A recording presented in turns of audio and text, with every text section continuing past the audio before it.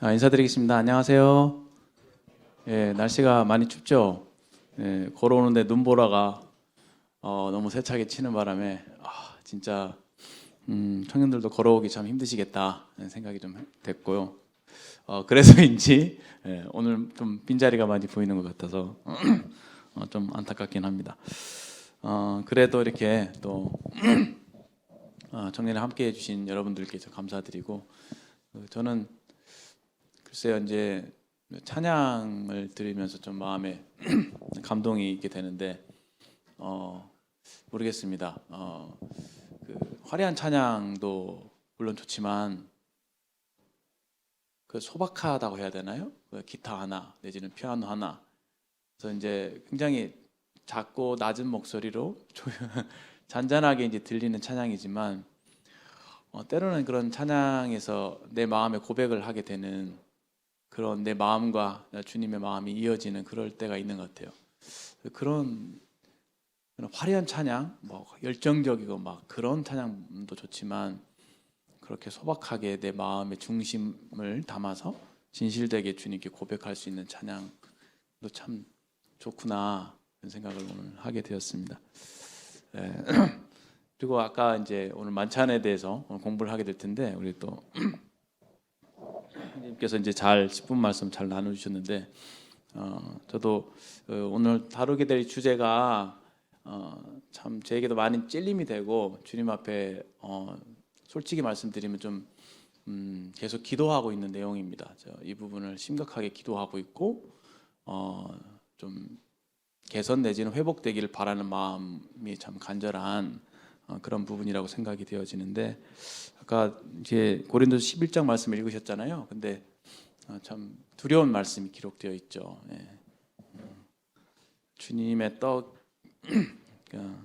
몸과 피를 합당치 않게 먹고 마시면은 그게 죄가 된다고 이렇게 말씀하시는데, 예배를 생각할 때, 또 만찬을 생각할 때 얼마나 참 진지하게 이것을 대하고 있는가 이런 생각들 다시 해보면서 좀 많은 반성을 하게 됩니다. 그래서 오늘 이제 구가 말씀입니다. 구가 이 책의 구가인데, 하나님께 나아감 이 중에서 오늘은 이제 만찬과 기도회 이 두 가지 부분을 함께 이제 좀 생각해보고, 또 이 주제를 가지고 또 이후에 분반해서 이렇게 교제를 나눴으면 참 좋겠습니다. 주님의 만찬에 대해서 이제 이렇게 처음 설명이 나옵니다. 우리가 이제 오늘 주제가 하나님께 나아감인데, 이제 교회로 우리가 모이게 될 때, 우리 교회는 이제 함께 서로 하나님께 이렇게 나아가게 된다는 것이죠. 그 나아가게 되는 그 방편이 첫 번째 이 만찬을 대하면서 하나님께 나아간다라는 것이고, 또 기도를 통해서 하나님께 나아간다라고 하는 겁니다. 평소 때 우리가 생활을 할 때에는 생활하면서도 하나님을 생각할 수 있고, 물론 여러 가지 많은 영적인 활동들을 할 수 있을 거예요. 하지만 하나님께 나아가는 데 있어서는 이러한 장치들이 필요한 것 같습니다. 우리 마음이 쉽게 그렇게 하나님께 집중되지 못할 수 있거든요. 그리고 그 하나님의 말씀을 여러분들 대하시잖아요. 큐티를 한다고 하시는데, 큐티를 할 때에도 그러니까 하나님 말씀만 이렇게 읽는 것 내지는 그냥 하나님 말씀만 듣는 것, 이것만으로 충분치 않습니다. 그렇게 한다고 해서 우리가 정말 하나님 앞에 나아갈 수 있는 건 아니거든요. 진정으로 하나님께 나아간다는 것은 정말 살아계신 그 하나님 앞에 내가 정직하고 벌거벗은 모습으로 그분 앞에 이렇게 서는 거거든요. 그분께 접근하고 그분을 대면하는 것이라고 할 수 있는 것이죠. 굉장히 영적인 활동입니다. 그 두 가지 영적인 활동, 첫 번째가 이 만찬을 통해서 하나님께 나아가는 것이고, 두 번째는 기도를 통해서 하나님께 나아가는 것이다, 이렇게 말씀드릴 수 있습니다. 오늘은 특별히 이 만찬과 기도회라고 했을 때, 이거는 공적인 활동을 우리가 생각해 보고자 하는 것인데, 이것을 아울러 우리 개인의 삶에 있어서 개인의 삶에서 만찬을 대할 수 있습니다. 그렇죠? 개인의 삶에서 주님께 만찬을 대하며 예배를 드리면서 나아갈 수 있습니다. 개인 예배 시간인 것이죠. 그리고 개인의 삶에서 하나님께 기도할 수 있습니다. 그것을 같이 놓고 좀 생각을 해보고자 하는 것이죠. 그래서 우리 삶에서는 먼저 이렇게 하나님께 나아가려고 하는 이런 자세, 마음 자세가 굉장히 중요하다. 하나님을 대면하는 것. 그렇지 않으면요, 우리 삶에 어떠한 능력도 나타날 수 없고 도저히 영적인 삶을 살 수가 없습니다. 우리의 영혼은 말라버릴 수밖에 없죠. 그래서 우리의 신앙의 성패는요, 얼마나 하나님을 만나느냐 여기에 달려 있고, 하나님을 만나게 될 때 우리의 내적으로 외적으로 변화가 일어나게 되고 참된 하나님이 기뻐하시는 삶을 살 수가 있는 것이죠. 그래서 가장 필요한 것이 이 만찬과 기도다라는 것을 생각해 주셨으면 좋겠습니다. 그렇기 때문에 이 어려운 거예요. 왜 어렵냐? 우리 교회가 어떻게 보면은 제일 못할 수 있는 부분이에요. 형식적으로 이러한 것들을 형식적으로 한다고 해서 하나님께 나아가느냐? 그렇지 않을 수 있습니다. 만찬 예배 참석한다고 하나님께 나아가느냐? 그렇지 않을 수 있어요. 아까 말씀드린 것처럼 교회는 와 있지만 여기에 하나님의 임재가 있다 하더라도 우리는 예배 드리면서 좋을 수 있고요, 하나님을 전혀 대면하지 않은 상태에서 참석만 했다가 집에 돌아가는 경우도 많습니다. 제 경험상 그래요. 그래서 참 부끄럽습니다. 근데 정말 진지한 것이죠. 하나님 앞에 내가 예배를 하나님 뵈러 나아간다. 그 하나님 얼굴을 뵈러 내가 나아간다라고 하는 마음으로 만찬에 나오셔야 한다는 것이고, 기도회를 할 때도 그래요. 내가 하나님 앞에 기도하러 간다. 그런 자세가 정말 중요합니다. 부끄러운 얘기를 좀 드렸습니다. 그러나 이것이 본질적인 핵심적인 부분인 것을 먼저 말씀을 드리게 됩니다. 먼저 아까 그 말씀을 좀 찾으셨는데요. 누가복음 22장 말씀을 보시겠습니다. 누가복음 22장.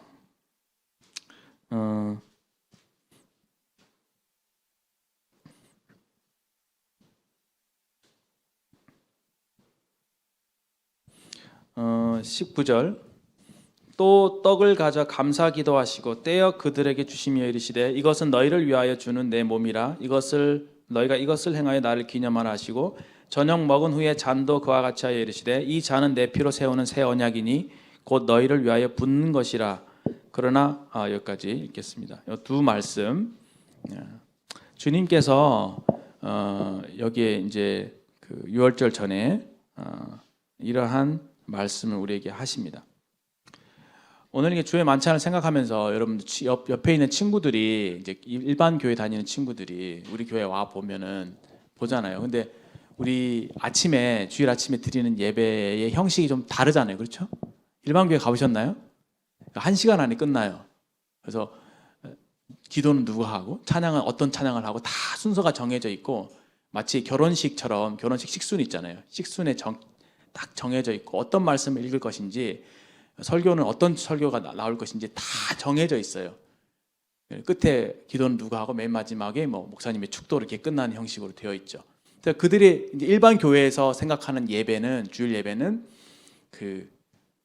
일단은 기도가 있고 그 성경 낭독이 있고 찬양이 몇 곡 있고, 그 다음에 목사님 설교가 있고, 그 다음에 찬양이 또 있고 기도가 있고 축도가 있고 이런 식으로 끝나요. 제가 정확한 순서를 모르겠지만 그렇게 구성이 되어 있습니다.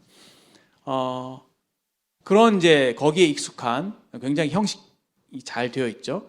그런 형식에 익숙한 이제 분들이 우리 교회에 와서 보면은, 우리 교회 와서 예배드리는 모습이 찬양 맺고 가다가 다 기도하잖아요. 이 교회는 기도만 하다 끝나느냐 이렇게 이제 하면서 우리에게 왜 이런 그러다 이제 만찬을 떼잖아요. 그래서 왜 이런 만찬을 행하느냐라고 만약에 질문을 해 온다면 여러분들은 어떻게 대답을 해 주실 수 있겠습니까? 어떻게 말해줘야 할까요? 그것에 대한 이제 대답을 오늘 찾고자 하는 것입니다. 우리가 이렇게 하는 이유는 방금 우리가 말씀에서 읽은 것처럼 예수님께서 명령하시기 때문입니다. 예수님께서 잡히시기 전날 밤에 제자들과 함께 식탁을 나누시던 중에, 당시에는 사실 음식이 떡을 먹는 것이었고 그 포도주가 사실은 음료수였죠. 그래서 그렇게 식사를 했던 것입니다. 평범한 물건이었습니다. 그런데 예수님께서 그때 예식을 제정을 하시죠. 특별히 떡을 가서 떼어서 주시면서 거기에 의미를 부여하십니다. 이것은 내 몸이다. 그리고 잔을 주시면서도 이것은 나의 피다라고 하나님께서 그 두 가지 물질에 대해서 의미를 정하신 거예요. 그리고 이거를 행하여 나를 기념해라라고 부탁 내지는 명령하신 것입니다. 그러니까 주님이 이렇게 명령하셨기 때문에 첫 번째 이유로 우리가 이 일을 행하는 것입니다. 그렇죠? 명령하셨으니까. 그러니까 신약교회에서 우리가 그 신약교회에 주신 두 가지 예식 내지는 두 가지 명령이 있죠. 과거에 구약 시대에 유대인들이 지켰던 절기들 이런 것들은 우리가 오늘날 지키지 않습니다. 그렇죠? 유대인들의 여러 가지 의식들은 우리가 행하지 않는데 신약 시대에 와서 신약 교회에서 다른 많은 형식들이 다 폐해지고 그것이 비본질적인 부분으로 여겨지더라도 딱 두 가지 예식이 교회 우리가 꼭 반드시 지키고 행하는 그 주님의 명령인 것이죠. 그게 뭡니까? 저번에도 말씀드렸죠? 침례와 만찬이에요. 이 두 가지만 남아있는 형식입니다. 형식. 그 두 가지 말고는 다른 예식에 대한 명령이 우리에게 주어지지 않았습니다. 이 두 가지는요, 첫 번째 복음서에서 예수님께서 직접 명령하셨고, 두 번째로 사도행전에서 실제로 초대교회 시대에 행해졌습니다. 그리고 세 번째 서신서에서 그것을 가르쳤습니다. 그 세 가지 부류에 그 세 가지에 속한 그 예식은 바로 침례와 이 만찬밖에 없다고 하는 것이죠. 그런 근거에 의해서 우리 교회에서는 침례를 행하고 만찬을 행하는 것입니다.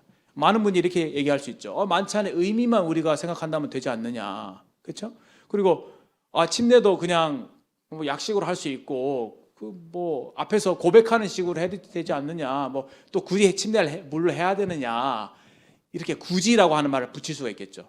거기에 대해서 우리가 할 수 있는 말은 주님이 명령하셨고 실제로 사도시대 때 행해졌고 서신서에서 그 의미가 가르쳐졌기 때문이다라고 우리가 얘기할 수 있습니다. 이해되시죠? 여기 주님께서 이를 행하여 나를 기념하라고 말씀하셨습니다.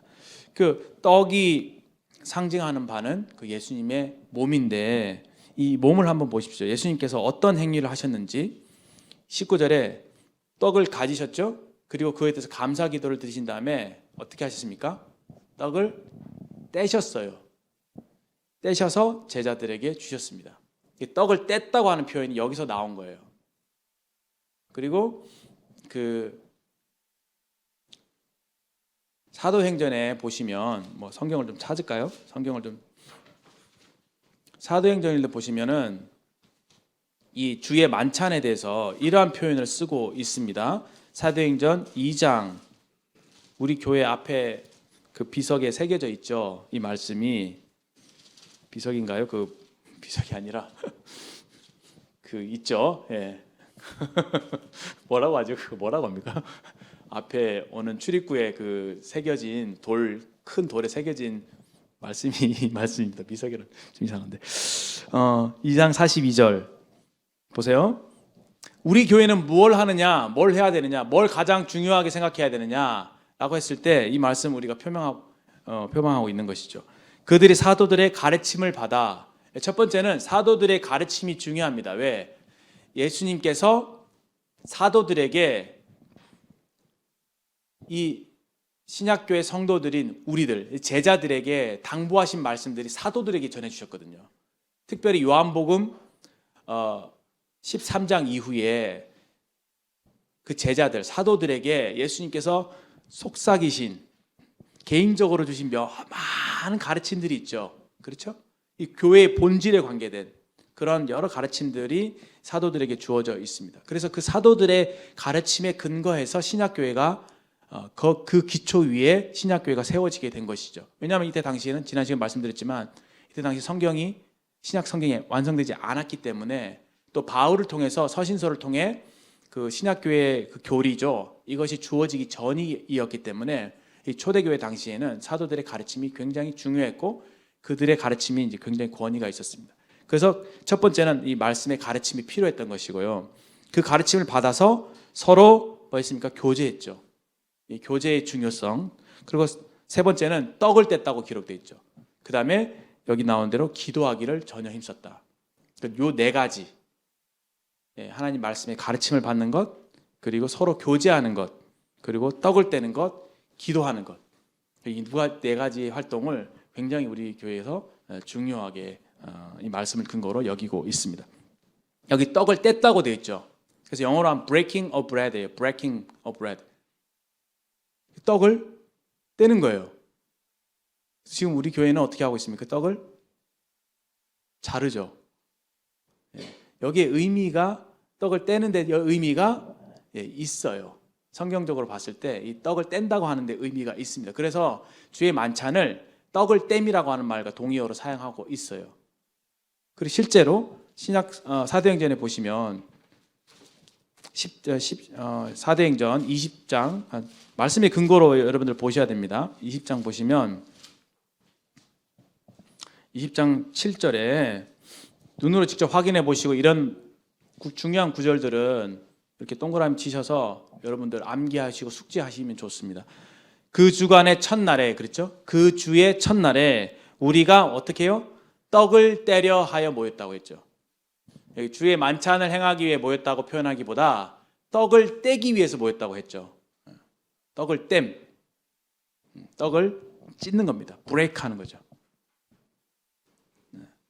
이제 일단은 만찬은 첫 번째 무엇이냐 했을 때 이 떡을 떼는 것이고 잔을 나누는 것이다. 잔을 함께 나누는 것이다. 이렇게 생각할 수 있습니다. 그래서 이 말씀의 근거에서 이것을 어떤 형식적인 면에서 가능한 한 가장 유사하게 구현하기 위해서 과거에 우리 어른들은 실제로 사람들이 적었죠. 그때 당시에는. 그래서 한 떡을 번철에 구웠습니다.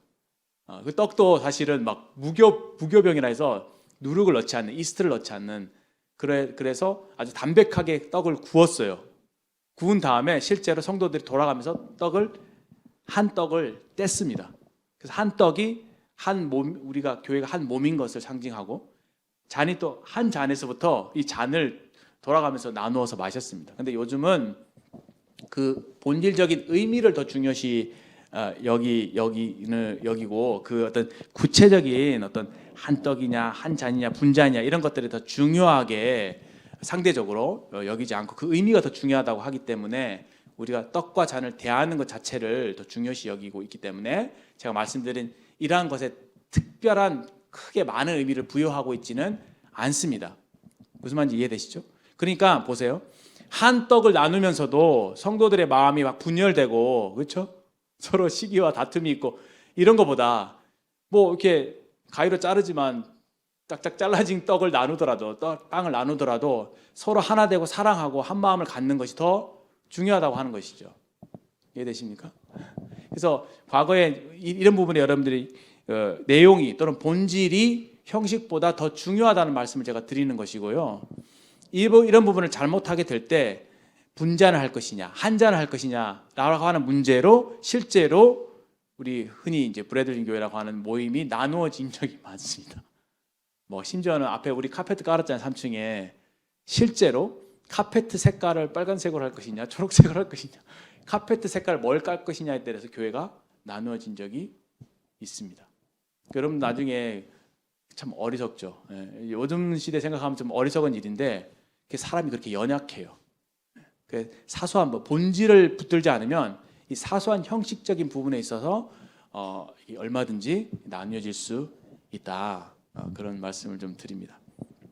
여튼 원래는 그런 모습이었다고 하는 것이죠. 한 떡에서부터 또 한 잔에서부터 서로 한 형제 자매로서 이것을 떼고 함께 나누는 그런 모습이었다고 하는 것이죠. 이 7절의 말씀에 보시면 언제 했느냐? 그 주의 첫날이다. 그 주의 첫날에는 이제 지금 우리가 말하는 일요일이죠. 그렇죠? 또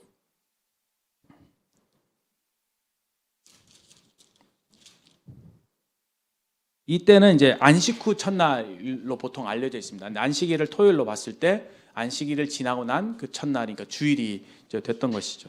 그래서 우리는 주 첫날에 떡을 떼러 모였다고 하는 이 말씀을 근거로 해서 주일날 모일 때마다 하나님의 주의 만찬을 행하는 것으로 이렇게 받아들이고 분별하고 그렇게 행하고 있습니다. 실제로 보세요. 예수님께서 나를 기억해 달라고 하셨는데 한 달에 한 번 내지는 1년에 한 번 가뭄에 콩나듯이 그렇게 한다면 주님이 기뻐하시겠습니까? 그렇지 않죠. 그래서 여기 교재에도 나와 있는 것처럼 그 매주일 가능한 한 자주 이 일을 행하라라고 이제 원문에 충실하게 이제 번역을 하면 그런 의미가 포함되어 있다고 하죠. 그러면서 여기 이제 흥미롭게도 이 교재에 보면 스펄전과 조나단 에드워드라고 하는 이 두 사람의 이 매주일 해야 되는 매주일 만찬을 행해야 되는 것에 대한 코멘트를 우리에게 소개하고 있죠. 근데 스펄전은 유명한 그 미국 영국의 설교자예요. 그러니까 교계에서 스펄전 하면 모르는 사람이 없을 정도로 굉장히 유명한 설교자인데 이분이 침례교 설교자입니다. 근데 이분이 침례교 설교자인데 지금 침례교는 우리와 같은 이런 만찬을 하고 있지 않은 데가 많죠. 그런데 이분이 이런 주장을 했다는 것을 소개하게 될 때 얼마나 이분이 말씀에 대해 정직한가.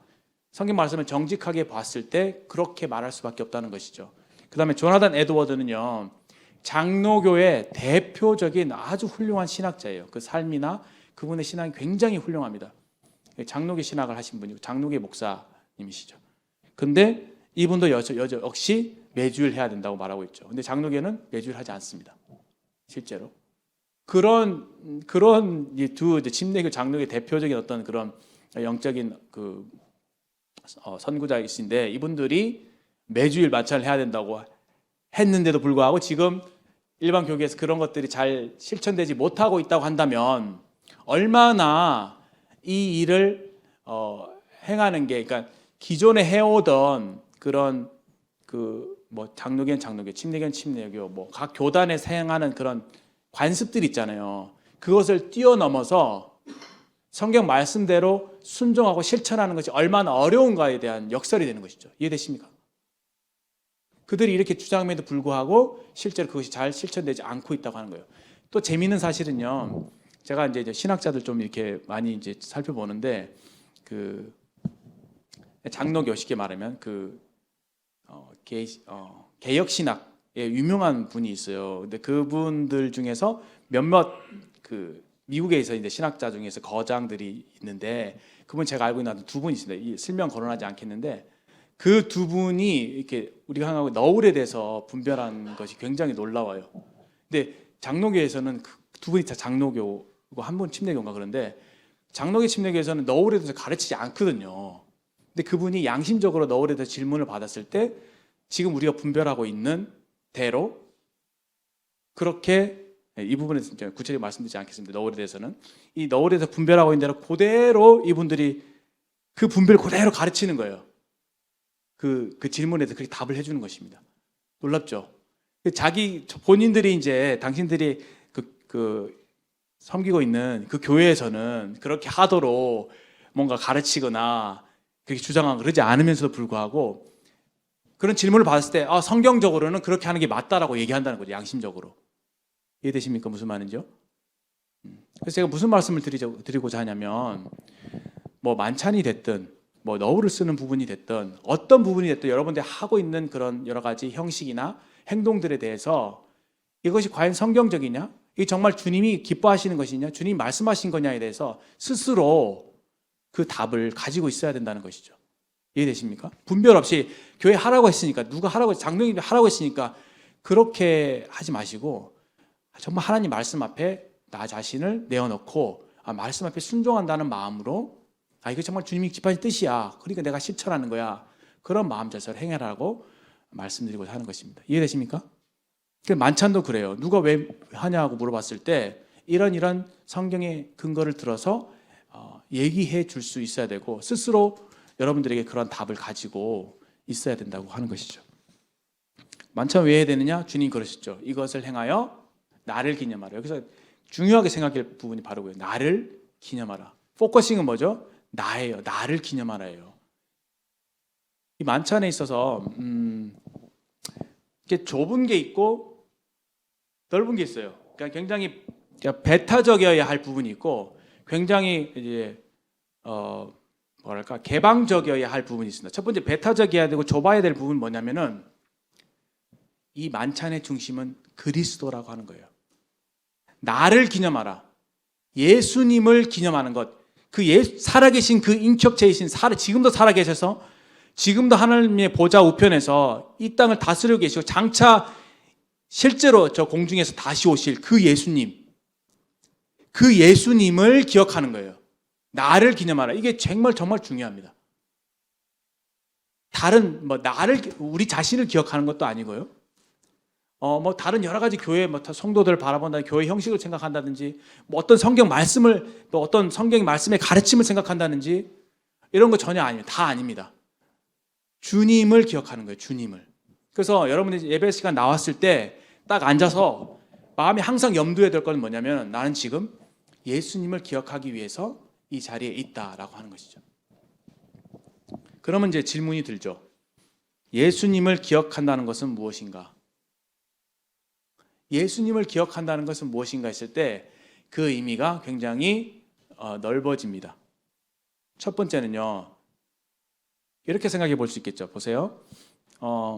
여러분이 가장 사랑하는 그런 상상을 해봅시다. 여러분이 가장 사랑하는 정말 사랑하고 존경하는 아빠, 아버지라고 합시다. 아버지 정말 사랑해요. 아버지 너무 존경하고 사랑하고 그런 아버지가 훌륭하신 아버지가 돌아가시면서 유언을 남기시는 거죠. 내가 떠나가면 나를 꼭 기억해줘. 그러면서 유언을 남기죠. 내가 죽으면 꼭 이거는 실천해줘. 이건 꼭 기억해줘. 그 유언 가운데는 나를 어디다 묻어줘. 제발 다른 건 모르겠지만 한 가지만 부탁할게. 제발 형제간에 사이좋게 지내. 이런 유언들, 그렇죠? 그러면 임종 씨의 그 말씀 받을 때 얼마나 우리 마음이 뜨겁겠어요, 그렇죠? 이 말씀 꼭 기억하고 실천해야지. 그 아버지에 대한 존경과 사랑이 깊으면 깊을수록 그 유언을 굉장히 진지하게 여러분들 받아들이게 될 것입니다. 이런 점에서 한번 생각해 보세요. 예수님께서 우리를 너무도 사랑하셨죠. 그래서 우리를 위해서 자기 몸을 십자가에 내어 주셨습니다.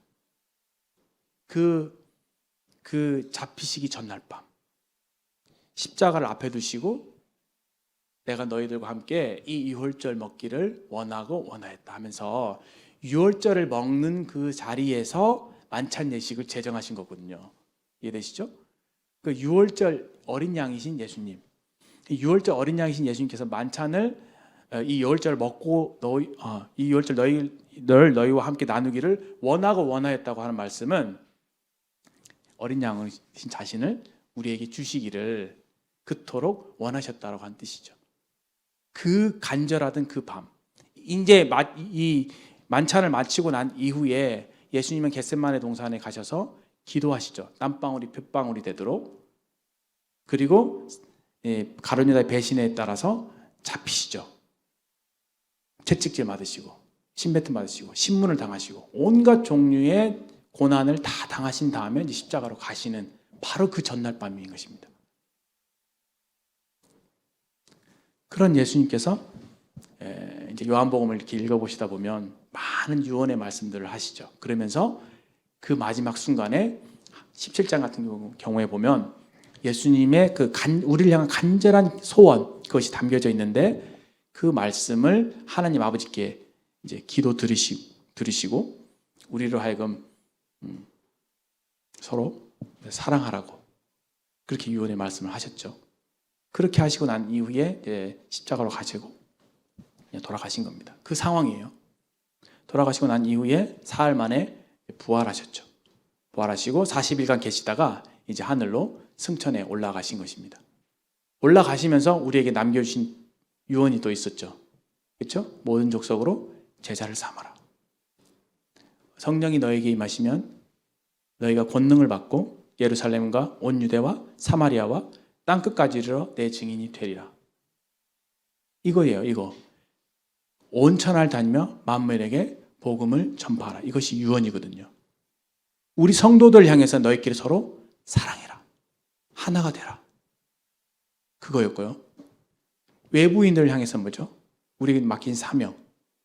내가 가면은 이 복음을, 이 아름다운 소식을 온 천하에 다니며 만민에게 전파해줘 라고 우리에게 명령하시면서 부탁하신 것이죠. 이해되십니까?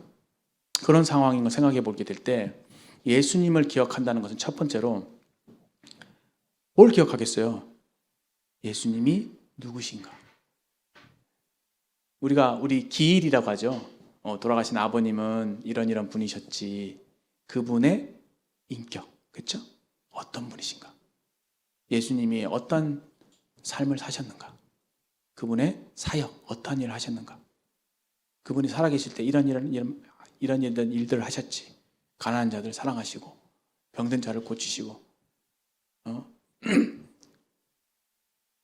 죄인들을 향해서 눈물을 흘리시고 기도하시고 배고픔과 가난함 속에 사셨고 그러나 다른 사람들에게 자기를 내어주시는 제자들의 발을 씻기시는 그런 여러 가지 예수님이 이 땅에 계실 때 하셨던 그 일들을 생각할 수 있습니다.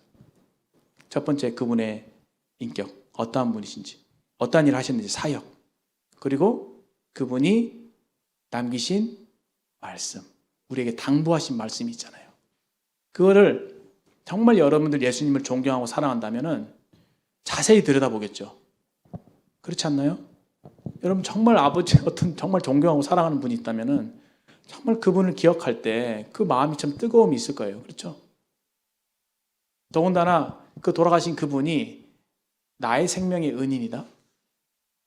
나를 구하기 위해서 자기를 버리신 분이다 라고 했을 때 우리의 마음은 얼마나 더 간절하고 진지하고 뜨겁겠습니까?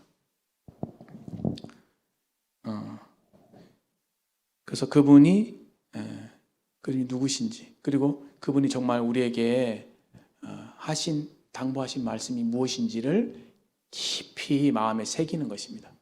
그래서 그런 의미에서 예수님을 기억한다는 의미가 굉장히 스펙트럼이 넓을 수도 있겠다는 생각을 하게 되는 것입니다. 이해되십니까? 예. 그런 다음에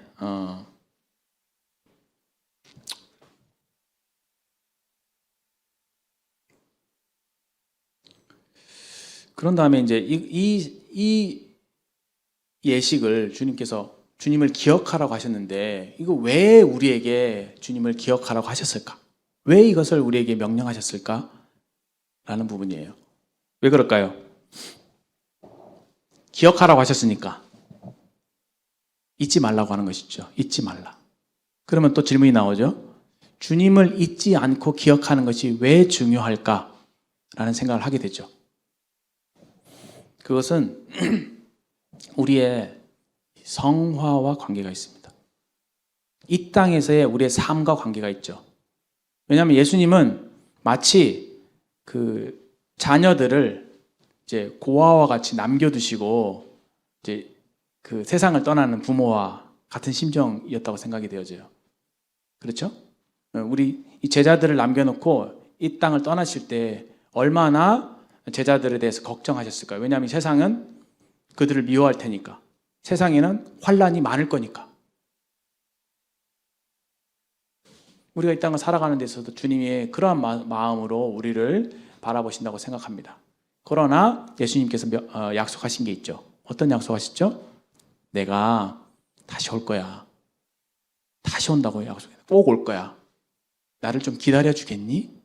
이거예요. 우리 여기 앉아 계신 분 중에 예수님 본 분이 있습니까? 저도 안 봤어요. 예수님 보지 못했는데 예수님을 사랑하잖아요. 그거 믿고 말할 수 없는 영광스러운 즐거움으로 기뻐하죠. 그리고 예수님을 우리가 기다려요. 한 번도 뵌 적도 없는 그분을. 마지막으로 약속이지, 약속. 주님이 우리에게 당부하신 말씀도 있지만 예수님을 기억한다는 것은 예수님의 약속을 기억한다는 거예요. 어떤 약속이죠? 다시 온다는 약속. 아, 주님이 다시 오실 거야. 주님 다시 오실 거야. 진짜로 오실 거야. 공중에 오실 거야. 그거를 우리 마음에 새기는 겁니다. 되새기는 겁니다. 왜 이러한 그런 예식을 했었을까 했을 때 아까 말씀드린 대로 성화. 이 땅에 우리를 남겨두고 가셨는데 이 땅에 있을 동안 우리가 환난을 겪거든요. 그리고 우리 스스로 힘으로 이 악의 세력을 헤쳐 나갈 수가 없고 우리 자신을 이길 수가 없어요. 그렇죠? 우리의 대적들이 있죠. 첫 번째 세상, 두 번째 사탄 마귀, 세 번째 나 자신, 자아.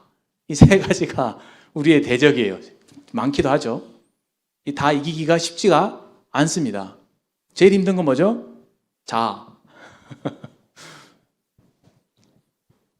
다 이 대적들 앞에서 쓰러질 수밖에 없어요.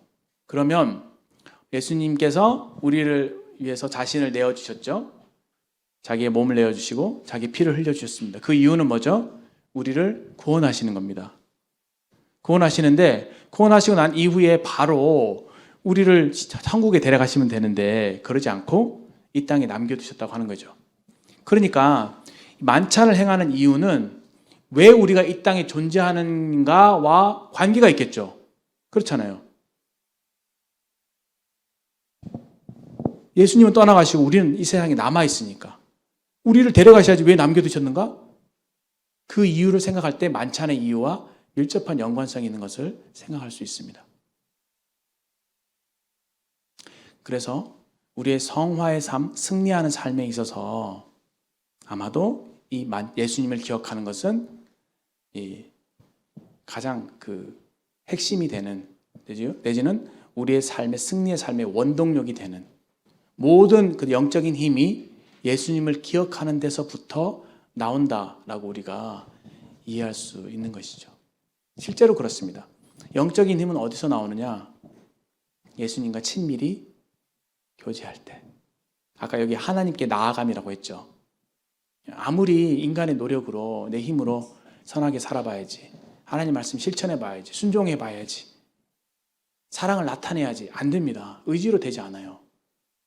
철저하게 기독교는 뭘 얘기하고 있냐면 예수 그리스도와의 연합, 그분과의 교제, 그분을 만나게 될 때, 그분의 사랑에 매료가 되게 될 때 우리 속에서 자연스럽게 그런 힘이 나온다는 것이죠. 이 세상을 살아갈 수 있는 힘이 예수님을 만나게 될 때, 예수님을 기억하게 될 때, 그분과 친밀한 교제 가운데 있게 될 때 우리가 이 세상을 헤쳐나갈 수 있는 힘을 얻게 되는 것입니다. 실제로 그런 것 같아요. 저 역시도 좀 몇 년 동안 신앙생활을 해봤지만 내 힘으로 되지 않는다는 것을 많이 알게 되고 진짜 예수님께 나 자신을 온전히 맡기고 이제 굴복하고 또 예수님의 사랑으로 내 마음이 완전히 채워지게 될 때 주님이 기뻐하시는 일들을 행할 수 있고 심지어는 뭐 그냥 간단히 말해서 옆에서 누가 나를 뭐 짜증나게 하고 힘들게 하고 그렇죠? 나를 핍박하고 뭐 억울한 일을 당하고 뭐 그럴 때 그것을 넉넉하게 헤쳐나갈 수 있는 힘, 진정한 성화의 힘이 예수님을 통해서 주어지더라는 것입니다. 참 그런 의미에서 주님이 우리의 유익을 위해서도 이제 허락하신 부분이 아닌가 생각이 되어지고요. 가장 크게는 가장 더 큰 의미는 예수님 우리를 사랑하시기 때문에 우리가 예수님을 항상 기억해 주길 바라는 우리의 유익을 위해서도 있지만 예수님 우리를 사랑하시기 때문에 그렇게 말씀하신 게 아닌가 생각이 됩니다.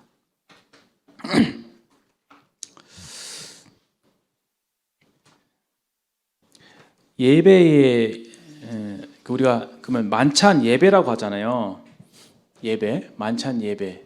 보통 이제 만찬 예식이라고 하는 게 맞습니다. 그러면은 모였을 때 우리가 떡을 떼고 잔을 마시면서 예수님의 죽으심과 고난과 죽으심을 기억하는 것이죠. 그래서 아까 고린도서 11장 읽은 것처럼 주의 죽으심을 오실 때까지 전하는 것이니라.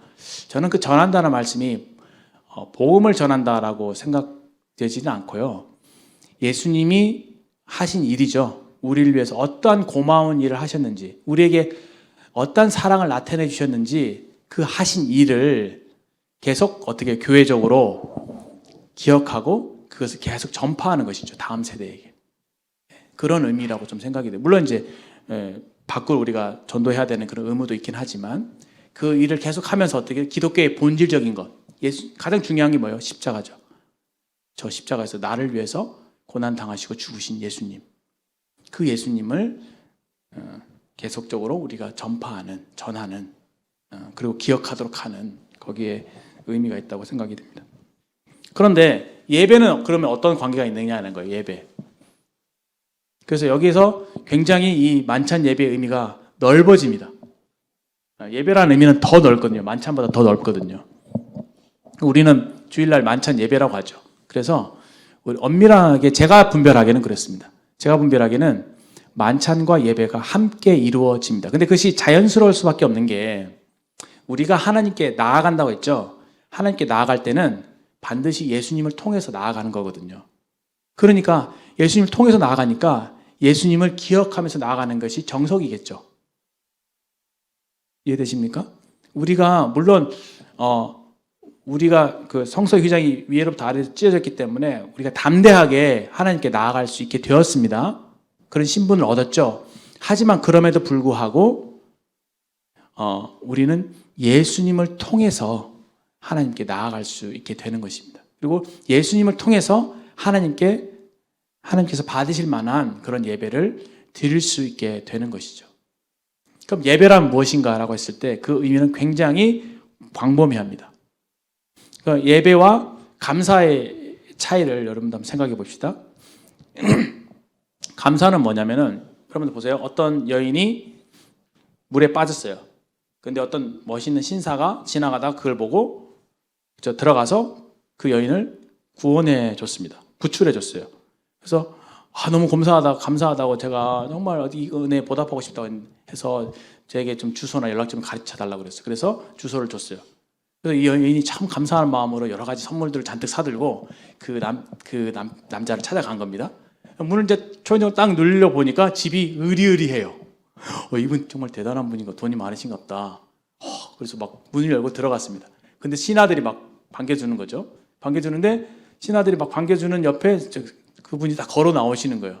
굉장히 멋있게 옷을 입고 굉장히 이제 보니까 굉장히 얼굴도 잘생긴 미남인 거죠. 그럼 왔는데 굉장히 젠틀하게 여성이 그 겉옷을 딱 받아주면서 굉장히 겸손하면서도 젠틀하게 온유하게 그 여인을 이렇게 맞아주는 거예요. 그래서 같이 식사하시자고 하는데 의자도 빼주고 너무 멋있는 거예요. 근데 얘기를 해보니까 대화가 너무 잘 되는 거예요. 너무 어떻게 그 여인의 마음을 녹일 만한 그런 어떻게 친절하면서도 아주 멋있는 말들을 잘 하는 거죠. 그것이 그 사람 보니 그 사람의 인격이 너무 좋은 거예요. 처음에는 이렇게 그래서 이 여인이 감사를 하러 왔어요. 너무 고맙다. 살려줘서 너무 고마워요. 그래서 처음에는 막 감사하다고 막 얘기했어. 근데 계속 이분과 대화를 하면서 식사를 하면서 이렇게 교제를 하다 보니까 이 대박인 거예요. 이분이 너무 멋있고 근사한 분인 거죠.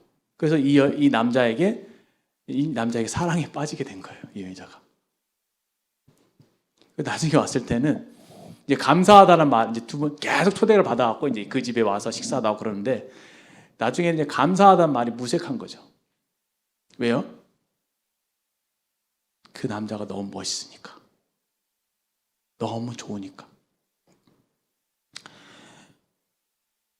감사는요, 하나님께서 주신 선물에 대해서 고맙다고 말하는 게 감사예요. 원래 의미는 그렇습니다.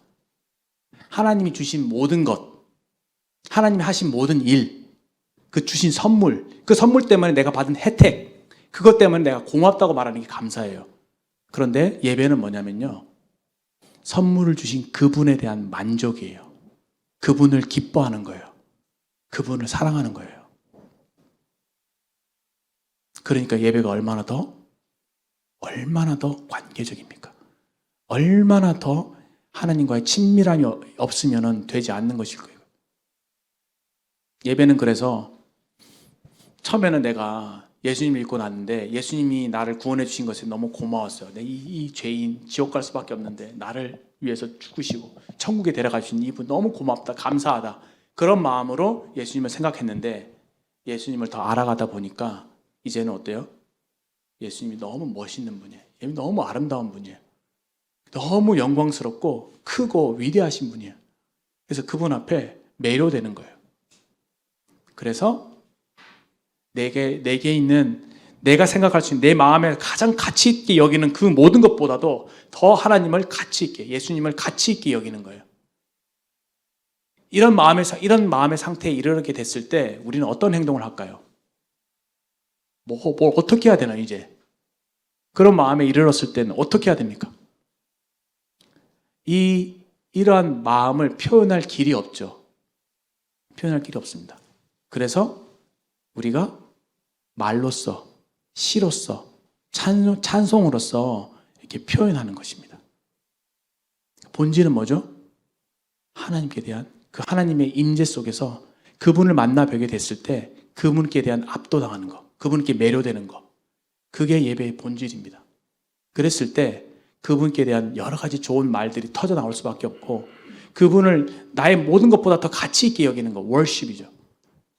그분 앞에 엎드릴 수밖에 없고 그분 앞에 내 목숨까지도 생명까지도 아끼지 않고 다 드리겠다고 하는 고백이 나올 수밖에 없습니다. 그렇게 하게 될 때 그분이 나한테 명령한 게 뭐지? 그분의 말씀에 기꺼이 기쁨으로 순종하게 되는 것이죠. 그 사랑의 매료가 되고 그 은혜의 매료가 되고 그분의 어떠하심의 매료가 되게 될 때 거기서부터 정말 폭발적인 힘이 나오는 것이에요. 주님을 위해서 저 선교지도 갈 수 있고 주님을 위해서 목숨까지도 내놓고 순교할 수 있는 정신이 바로 이 예배에서부터 나온다는 것입니다. 제가 여러분들에게 지금 이 짧은 시간에 좀 어떻게 보면 엄청난 감당하지 못할 말씀을 좀 드린 것 같고 제 스스로도 사실 이렇게 드린 말씀에 대해서 감당할 수는 없습니다. 그러나 여러분들 예배를 생각할 때 단순히 나와서 하나님 저 사랑해 주셔서 감사해요. 감사 정도로 생각해서는 안 돼요.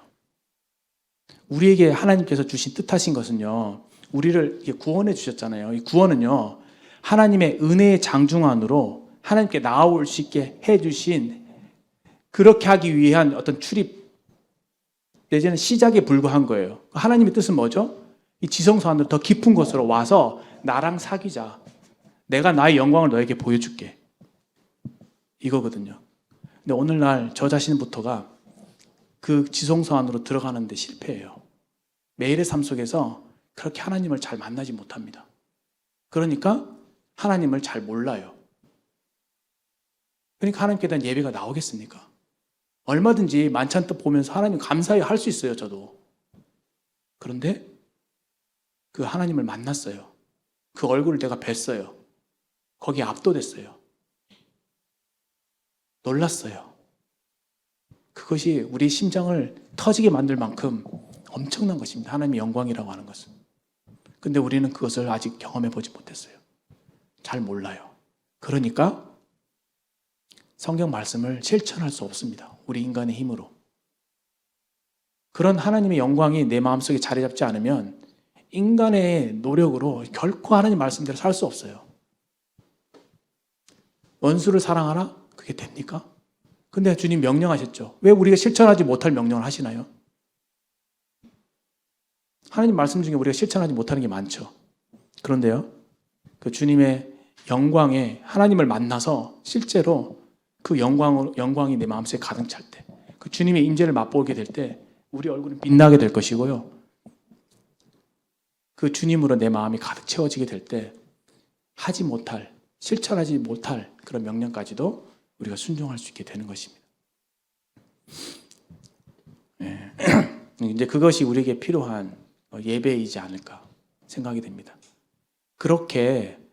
그러한 상태에 이르게 됐을 때 예배는 삶의 전반에서 나타나게 되죠. 나의 목숨까지도 하나님께 바치게 되니까 나에게 있는 여러 가지 재물들을 바치는 것도 예배가 될 수 있는 것이고 입술에 찬양을 드리는 것도 예배가 될 것이고 하나님께 대한 아름다운 것들을 시로 적어서 표현하게 될 때 그것이 예배가 되는 것이고 그렇습니다. 그러니까 제가 이런 말씀을 드린 이유는 본질을 알아야 되는 것이고 지금 우리가 행하고 있는 이런 것들에 대해서 형식만 여러분들 생각하게 될 때 굉장히 오류에 빠지기 쉬워요. 예배 보통 감사드리겠습니다. 이것도 사실 상투적으로 하는 말인데 물론 감사드린다는 말이 주님을 예배하는 자리니까 주님께 예배의 기도를 드리겠습니다라는 말과 어떤 그렇게 동의어로 쓰기는 합니다만 그 감사라는 말이 제안하는 바 주님이 주신 선물에 대해서 내가 감사를 표하겠습니다 라고 예배를 또는 만찬을 국한시킨다면은 굉장히 그 본질에서부터 본질에 이르지 못하는 그런 예배가 된다는 얘기를 말씀드리는 겁니다. 이해되십니까? 그러니까 주님의 십자가를, 주님의 인격과 사역과 그분의 어떠하심을 깊이 묵상하게 될 때 우리의 하나님께 대한 그 생각과 깨달음과 하나님께 대한 예배가 이 맥시마이즈 된 거예요. 확 극대화되는 것입니다. 그래서 찬송가 가사 보면은 주 달려 주신 십자가 우리가 생각할 때 세상에 속한 욕심을 헛된 줄 알고 버리네. 죽으신 구주 밖에는 자랑을 말게 하소서. 보혈의 공로 힘입어서 교만한 마음을 버립니다. 못 박힌 손발 내가 보오니 큰 잡이 나타나셨네. 가시로 만든 면류관 나를 위해 쓰셨네. 온 세상, 4절이 가관입니다. 온 세상 만물 다 가져도 주 은혜 못 다 갚겠네. 놀라운 사랑 받은 나 몸으로 재물 삼겠네. 그게 예배예요. 몸으로 재물 삼겠네. 주님, 제 삶을, 제 인생을, 제 젊음을 하나님께 드립니다. 저는 젊을 때 정말 예배를 그렇게 몇 번 드렸던 기억들이 많아요. 지금은 잘 못하지만 부끄럽게도 저 심장이 터지는 것 같았어요. 하나님의 사랑과 그분의 어떠하심을 생각할 때. 그때 제가 예배 시간에 여러 번 제 자신을, 제 인생을 하나님께 헌신했습니다. 그 말씀 가사에 따라서 제 인생 받아주십시오. 세상에 이 만물을 다 가지고 다 하나님께 드린다 하더라도 그 은혜 못 갚을 줄 제가 압니다. 하나님 너무 크신 분이고 제게 주신 은혜가 너무 크십니다. 이 놀라우시고 위대하신 분 앞에 주님, 저라도 주님 사용하실 수 있다면 제가 제 생명을, 제 인생을 주님께 드립니다. 그런 고백을 감히 하게 됐어요. 지금 제가 생각하면 왜 그런 얘기를 제가 어떻게 감히 할 수 있었는가 생각하는데 그런 예배 시간이 되었다고 하는 것입니다. 그래서 형제자매들에게 좀 도전을 드리고 싶어요. 청년 때는 그게 좀 순수하니까 더 순수할 때 그런 예배를 한번 사모해 보십시오. 그렇게 하기 위해서 어떻게 해야 되냐면은 매일매일의 삶 속에서 하나님께 나아가셔야 돼요. 개인적으로 예수님을 매일매일 깊이 묵상하면서 그분의 사랑 안에 머무셔야 됩니다. 그러기 위해서 우리가 선행되어야 될 것이 많아요. 우리의 마음속에 있는 것을 비워야 됩니다. 내 마음속에 내가 사랑하고 내가 가치 있게 여기고 내가 소중히 여기는 것들을 비우고 예수님만을 사랑하기로 마음에 결심해야 됩니다. 그분만을 붙들어야 됩니다. 그래야지만이 비로소 우리 마음은 순수한 상태에 이르게 되고 그때 예수님을 만나게 돼요. 그때 예수님의 진가를 알아보게 됩니다. 우리의 눈이 밝아져서 예수님을 만나게 되는 겁니다. 그때 예배가 시작되는 거예요. 제발 형식적으로 예배 시간에 나오지 않길 바라요. 이 떡과 잔을 대하면서 그냥 매주 대하면서 아무 감동도 없고 감흥도 없이 떡과 잔을 마시는 그런 저와 같은 그런 모습을 여러분들 하지 않기를 바랍니다. 정말 그 주님 앞에서 정말 땅바닥에 엎드리고 싶은 마음으로 정말 그분 앞에서 그분의 발을 씻기고 싶은 마음으로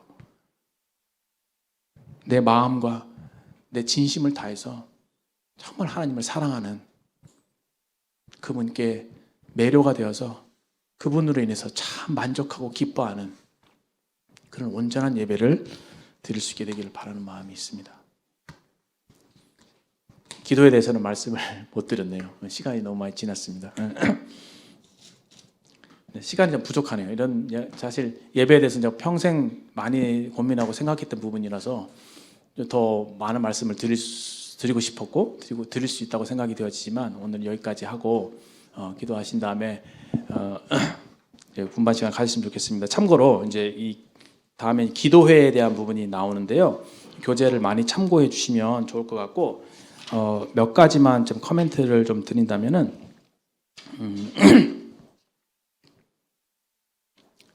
이, 이 우리가 예수님께서 명령하신 그 약속하신 게 있잖아요. 두세 사람이 모이면은 나도 그들 중에 있겠다고, 그렇죠? 그래서 주님이 여러분들 모일 때마다 지금 이 자리에도 계셔요.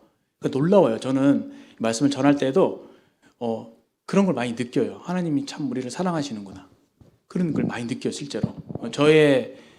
저보다 더 뭐랄까, 제가 분에 넘치도록 저에게 어떤 말씀해 주실 때가 있어요. 그때는 참 놀라요. 아, 하나님 계시는구나. 여기 계시는구나. 약속하신 대로 두세 사람이 내 이름으로 모신 거지 나도 그들 중에 있겠다고. 첫 번째 약속이죠. 두 번째, 두세 사람이 합심해서 기도하면요, 이루어 주신대요. 그래서 혼자 기도하는 것보다 같이 기도하면 힘이 더 세요. 사도행전을 보시면은 초대교회 성도들이 복음을 전하는데 많은 그 핍박과 반대가 있었습니다. 근데 그들이 담대하게 예수님을 증거할 수 있었던 이유는요, 기도의 힘이었다는 거예요. 제9시 기도 시간에, 그렇죠? 베드로가 기도할 때 하나님의 역사가 나타났습니다. 그래서 기도에 대해서 한 가지 여러분들에게 말씀드리고 싶은 거는, 평소 때는 사탄이 가만히 넉넉히 손 팔짱 끼고 있는데요, 아무 일도 하지 않는데요. 그런데 우리가 예를 들어서 여러 가지 봉사하고 말씀을 나누고 교제하고 복음을 전하고 어떤 활동을 해도 사탄은 긴장하지 않는데요. 그런데 성도가 기도하잖아요. 사탄이 긴장하고 일하기 시작한다는 겁니다. 왜냐? 기도할 때 하나님이 일하시니까. 기도할 때 하나님이 일하시니까 사탄이 일하는 거예요. 그래서 우리가 많은 일들을 우리가 계획할 수 있습니다. 근데 이런 열정, 이런 고집 하나는 꼭 가졌으면 좋겠어요. 하나님 일해 주세요. 그래서 기도로서 하나님께 모든 일들을 맡기는 거예요. 하나님이 일해 주세요.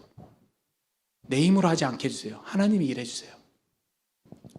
그렇게 하게 될 때 달라질 것입니다. 우리가 하는 모든 활동들에 있어서 열매가 있을 것입니다. 왜냐하면 하나님이 하시니까. 그렇게 기도의 능력을 여러분 한번 의지해 보시기 바라요. 우리는 그런 면에서 기도하고 있는가? 분반 시간에 한번 같이 이런 기도에 대해서도 한번 생각해 보셨으면 좋겠습니다. 분반 그룹 교제 때 할 그 내용들은 제가 카톡에 올려드리도록 하겠습니다. 이상으로 기도하고 마치겠습니다.